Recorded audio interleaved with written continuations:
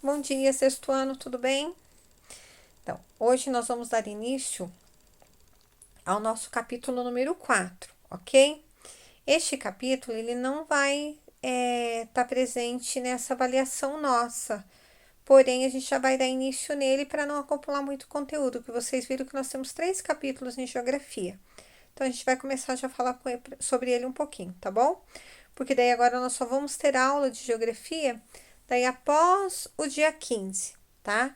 Então, vamos já dar uma retomada aqui, começando nesse capítulo 4. Então, a primeira coisa que eu quero que vocês façam, que vocês peguem a apostila de vocês e vocês coloquem a data de hoje, dia 27/5, ok? E coloquem lá na página 21. E hoje nós vamos trabalhar até a página 28, tá bom? Nós vamos falar sobre os agentes internos. O tema do nosso capítulo é a litosfera, né, que é a parte externa da Terra, onde nós vivemos, e os agentes de relevo. O que são esses agentes de relevo? São os agentes que mudam o relevo, que transformam o relevo. Então, nós temos 2 tipos de agentes de relevo. Nós temos os agentes internos e os agentes externos. Então, nós vamos começar a conhecer os agentes internos. Internos é que estão dentro da Terra, tá bom? Quais vocês acham que são? Só a gente falar, ó, já dá para a gente ter uma noção. Os que estão lá dentro, aqueles movimentos que acontecem dentro da Terra.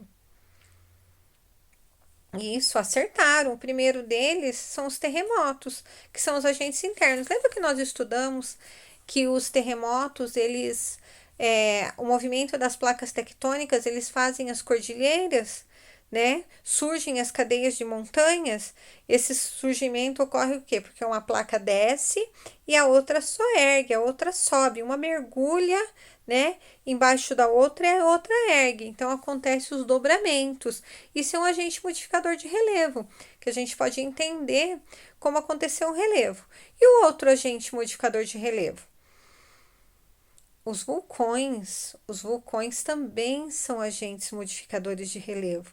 Por quê? Porque uma erupção vulcânica, a quantidade de material que ela traz do interior da Terra, né? E não só isso, além de todo esse material que ela traz fora, uma erupção vulcânica, ela causa sérios problemas, porque muitas vezes um vulcão, ele expele somente cinzas.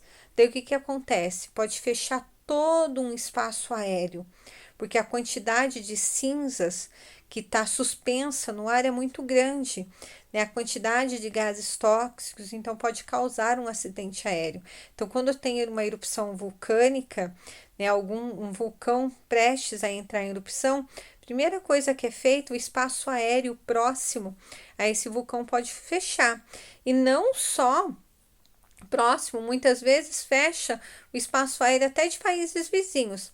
Há uns anos atrás, eu não me recordo qual é o ano, teve uma erupção vulcânica no Chile e só de cinzas fechou o espaço aéreo até o do Rio Grande do Sul. Por quê? Porque os ventos estavam carregando aquelas nuvens de cinzas tóxicas. Então foi obrigado a fechar o espaço aéreo do Rio Grande do Sul também. E olha que nós estamos distantes ali, não é uma questão de metros, uma questão de 10, 15 quilômetros, né? Nós estamos falando de milhares de quilômetros que foi fechado o espaço aéreo para não causar um dano mais sério. Bom, além dos terremotos, além do vulcanismo, vocês acham que tem outro agente interno que pode causar, mudar o relevo? Não, nós somos esses 3, né? Pode ter também os maremotos que acontecem nos oceanos. Por quê? Porque o assoalho oceânico também é uma forma de relevo.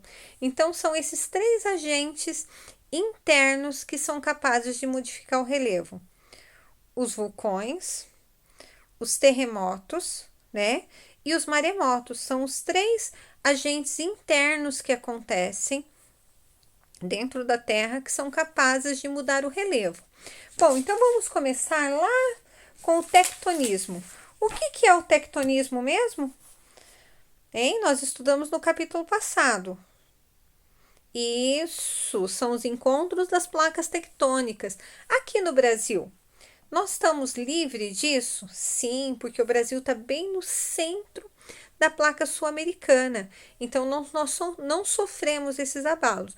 Porém, quando acontece os abalos que acontecem na placa de Nazca com a placa do Pacífico ou na placa sul-americana, com a placa africana, nós podemos sentir esses abalos sim. Só que são abalos muito pequenos, são pequenos tremores de terra. Por quê?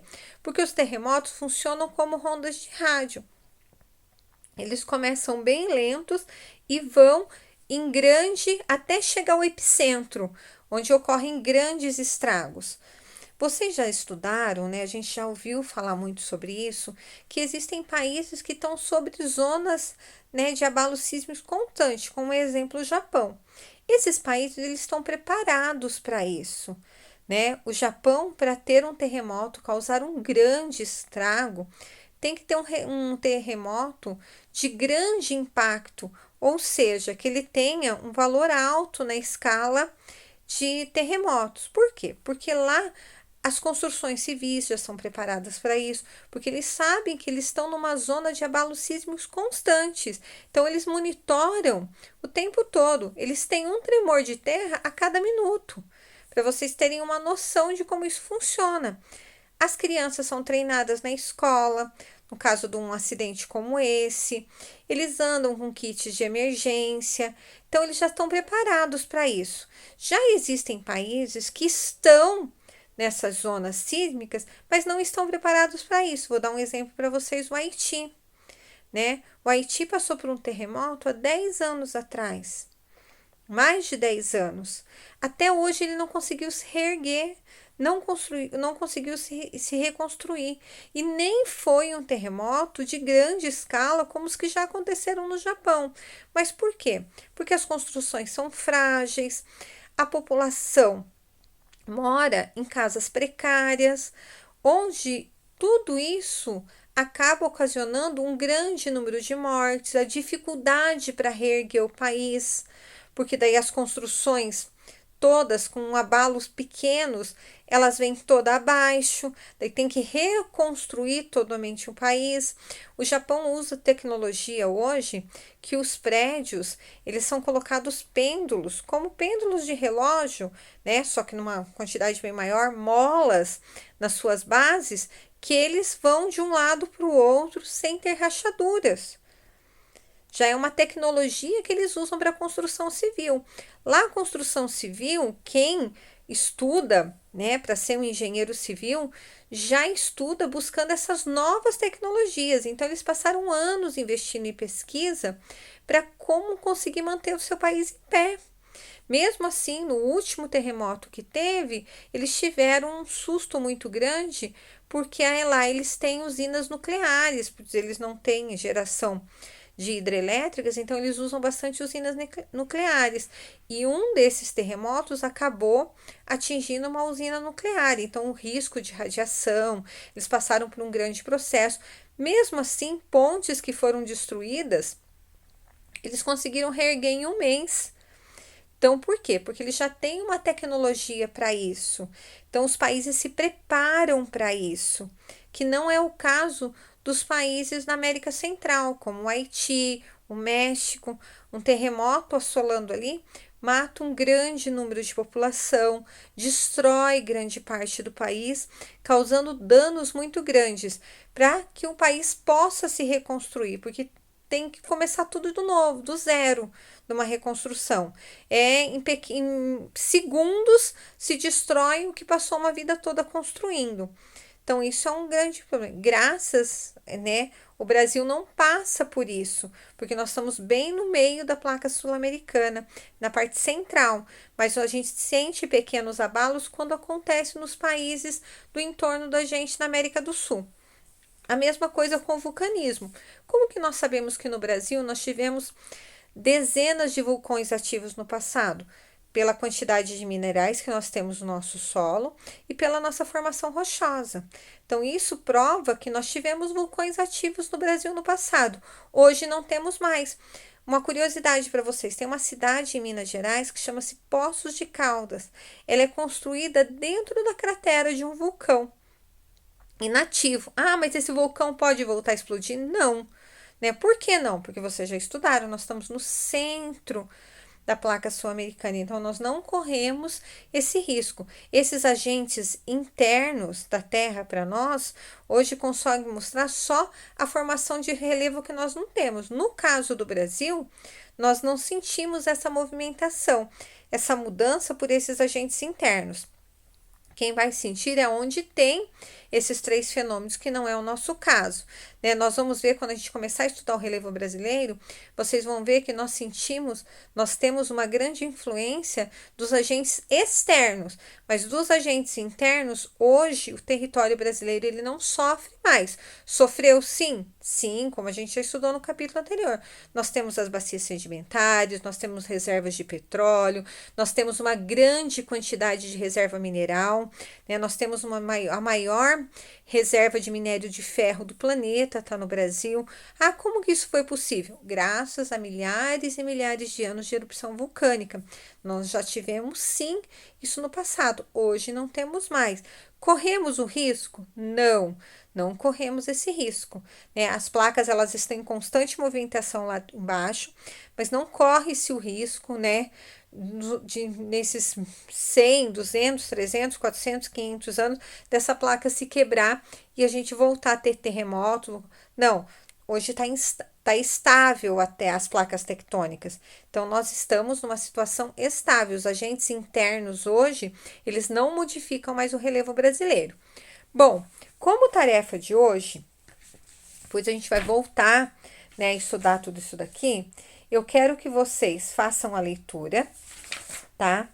Da página 21 até a página 28.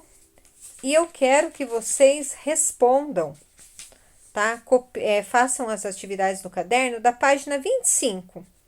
Olha lá, é uma atividade bem legal. Vou ler para vocês, ó. Há uma grande quantidade de material de boa qualidade sobre a temática tsunami disponível na internet atualmente.